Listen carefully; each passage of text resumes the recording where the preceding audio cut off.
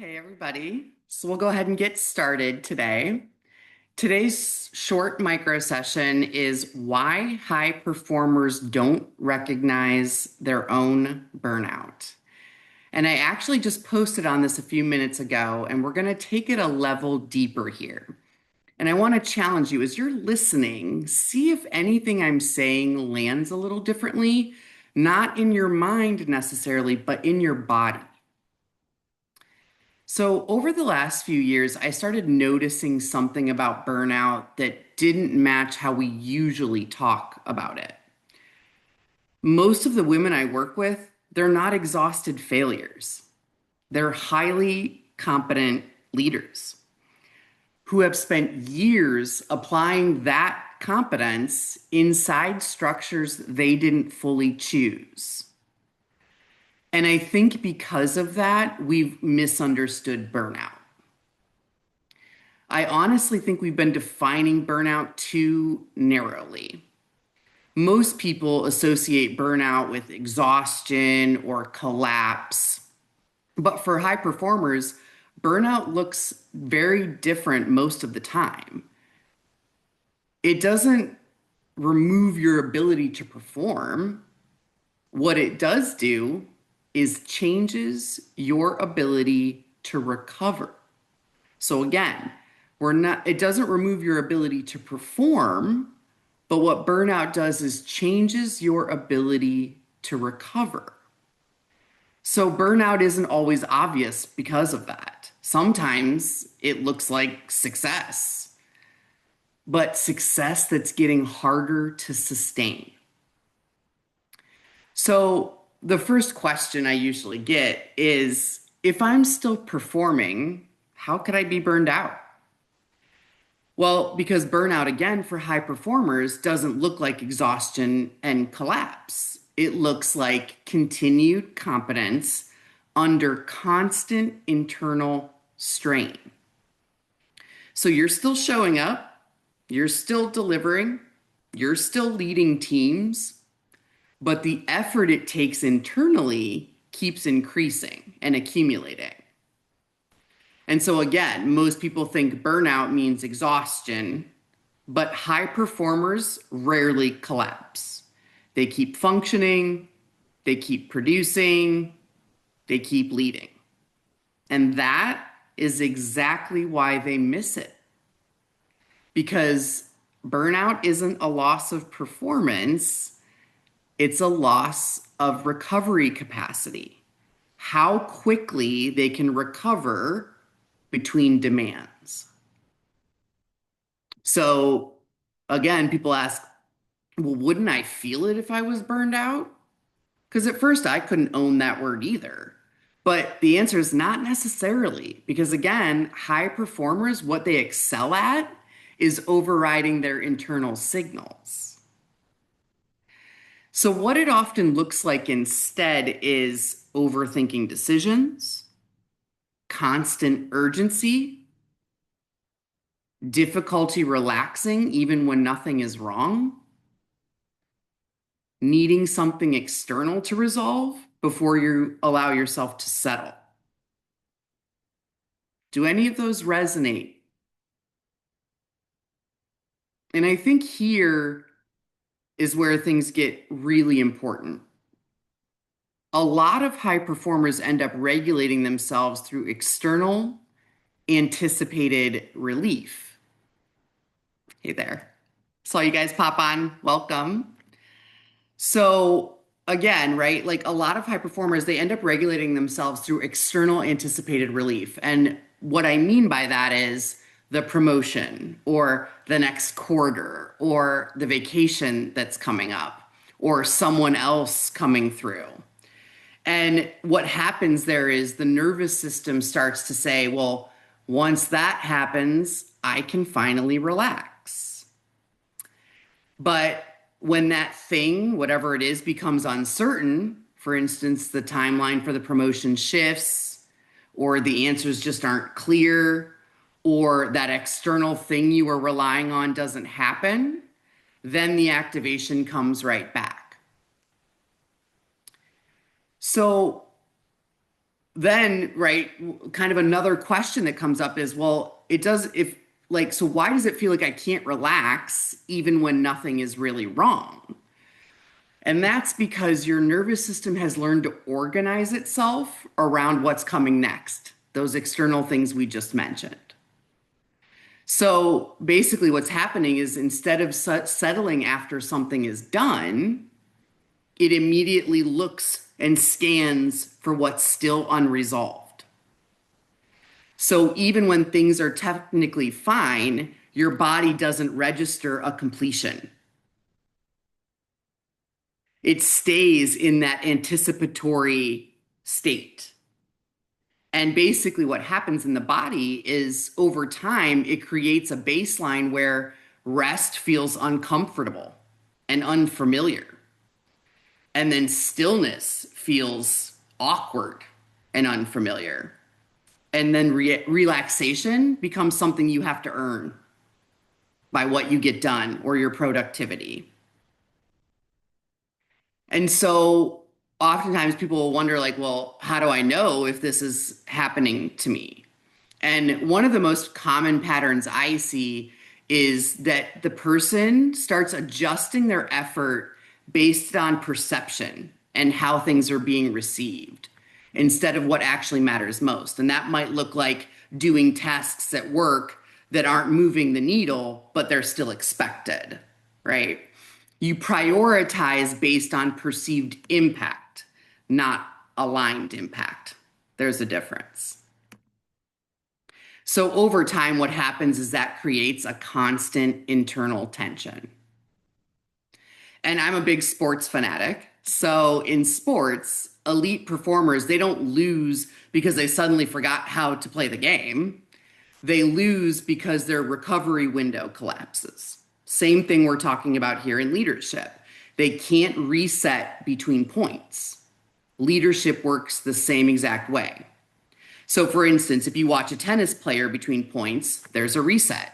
They take a breath, they bounce the ball, they have a pacing pattern. They're not carrying the last point into the next point. And from what I see, most performers, high performers, don't have that, most leaders. Basically, what happens is they carry everything forward because there's no recovery between demands.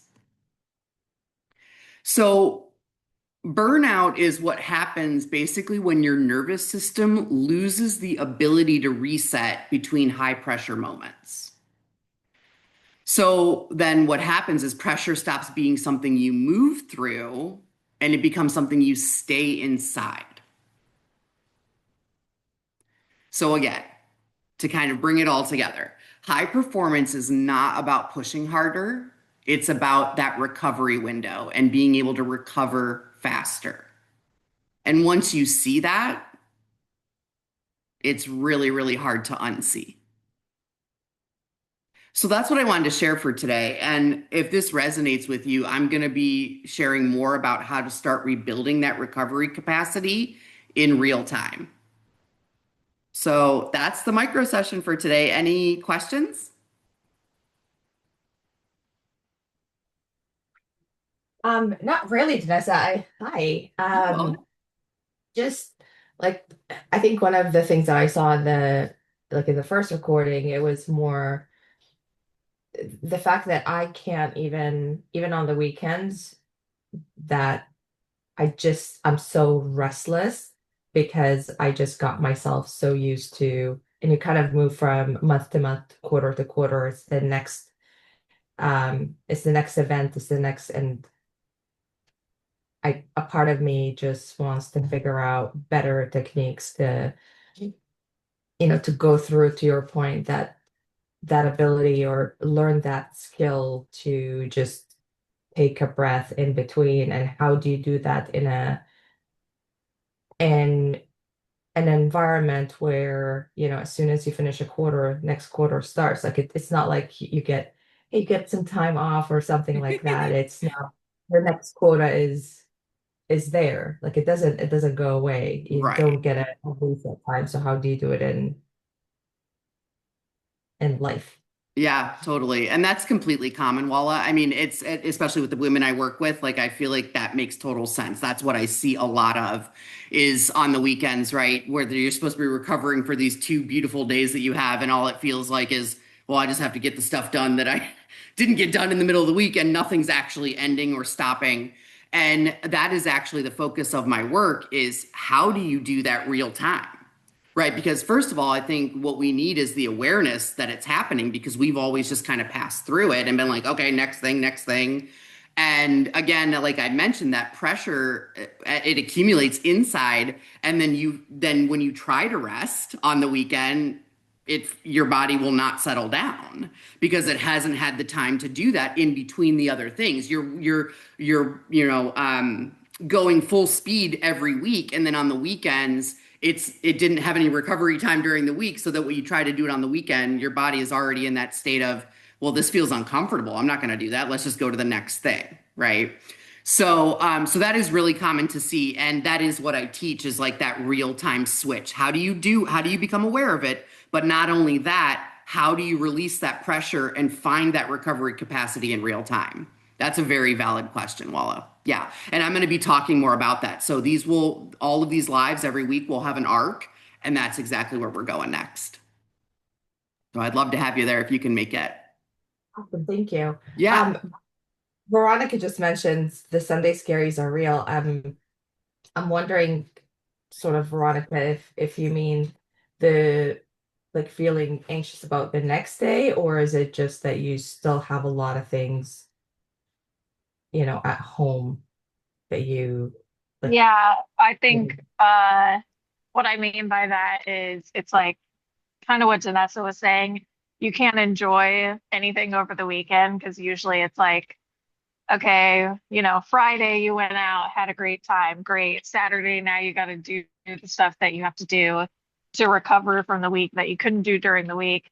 Then Sunday rolls around and you're like, oh no, I have to go back to work. Like I feel like what I experience is every weekend you're just thinking over and over, okay, the week starting, what am I going to do instead of being present in the moment and just enjoying your free time? Because for high achievers, it's like, what is free time? Yeah. You don't have it. Yes, exactly. Yeah. Yeah, yeah, no, I mean, it's that constant, I mentioned it in there, that chronic urgency. Like everything has to be done right now. And actually, and this work is so near and dear to me because I had to do all of this for myself because I was just, I was just at the point where I couldn't do more and I wasn't recovering. And that was like, that was the biggest thing for me was rest felt so uncomfortable. But what I found is when I actually did this work, the awareness, the real time stuff that I teach now, it was amazing what I got done. And yet I was doing less every day. It doesn't, it's like, it doesn't compute to us high performers. We're like, that doesn't make any sense. And for a long time, I fought it, right? I was like, ugh, like I feel like I'm not doing enough. Like I still have capacity left. Why don't I do more? And it's like, no, stop. Because you know that if you are mindful of the capacity, then that accumulation isn't going to keep going. Now, obviously, I teach a lot more in depth about that, but that's essentially what happens. And then you have those interruptions, those micro interrupters, which basically are doing things not only in your body, but neuroprogramming in your mind because we've just said just keep going, and that's never been interrupted. But in my work I interrupt a lot of that because, and the other thing is your body's already speaking to you, but we let the mind come first, right? Because we're so cognitive, especially high achievers. Everything is about thinking through something, thinking your way through the next task, the next ask, the next, and we don't shut off very much. And so that's what this work concentrates on is learning how to interrupt those mental patterns and coming back to the body. Yeah, I think one last comment I had, a Sure. thought that I had from our conversation earlier too, Danessa, is I think, a lot of times, or at least for me, the pressure of always needing to do something and not being able to relax, I started to realize over time, okay, who am I trying to impress? No one cares Yeah. what I'm doing. And me emailing this person at 7 p.m., 8 p.m., like they're off enjoying their time with their family. So why am I stressing myself out trying to respond to that email or do that task or something like Mm. that? And another interesting thing that I don't know where you're from, Walla, but I've had to learn to kind of shift my mindset because I'm from the East Coast, but I live in Los Angeles. And Los Angeles people, you look around and you're like,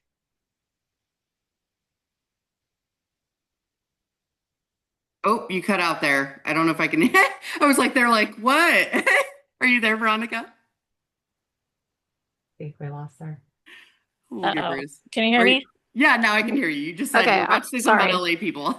my headphones. I was gonna All good. say, it's interesting because people in LA, they love to have free time and they take that very seriously and they're outdoors and all those things, but they still hustle. It's just in a different way. Mm, And that took a while for me to adapt to because coming from the East Coast and Washington, D.C., that whole population, they operate a lot differently. It's very like hustle, hustle, hustle in the office all the time. That's not how California operates. So it's mm. always interesting to get people's perspective from like different areas of the country also.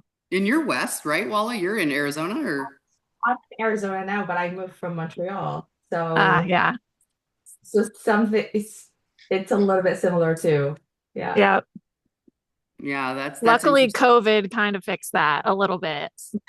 How But how so? How do you mean?